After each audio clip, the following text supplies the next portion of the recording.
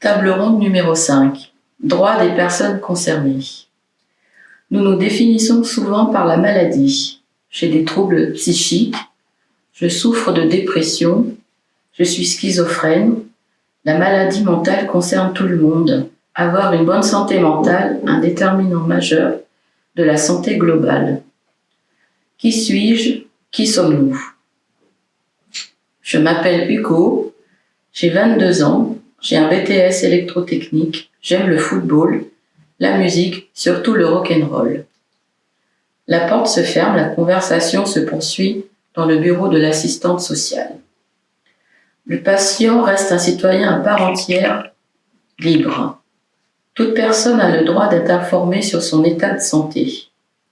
Cette information incombe à tout professionnel de santé dans le cadre de ses compétences et dans le respect des règles professionnelles qui lui sont applicables.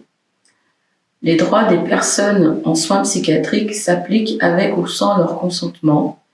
Toute personne a le droit d'accéder à son dossier patient avec un accompagnement médical, réaffirmer les droits des patients, expliquer sa prise en charge, ses soins, son traitement.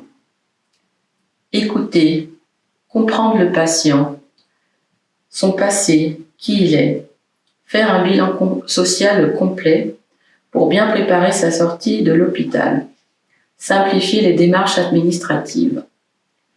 Il faut faire sa vie malgré la maladie.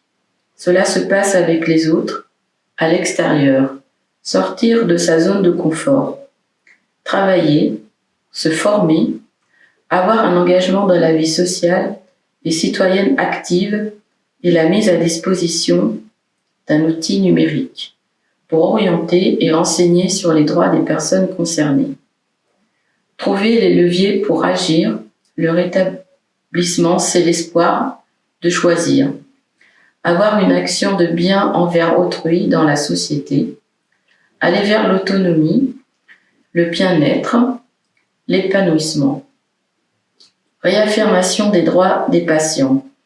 Extrait droit des usagers des services de psychiatrie, SICOM.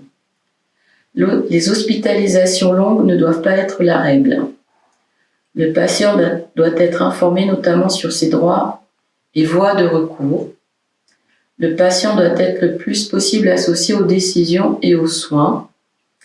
Il doit pouvoir faire valoir ses observations avant chaque décision sur sa prise en charge. Le patient peut signaler sa situation au contrôleur général des lieux de privation de liberté. Contrôle systématique de la nécessité et du maintien des mesures d'hospitalisation sans consentement par le juge des libertés de la détention. Droit de saisine de la commission des usagers. Mes droits. Moi, j'ai des droits, dit Hugo. Il écoute l'assistante sociale, il commence à imaginer sa vie après l'hôpital, passer son permis, quand il ira mieux reprendre un travail à mi-temps, jouer au football avec ses amis. Le chemin sera long, mais Hugo a déjà envie de goûter à sa nouvelle vie.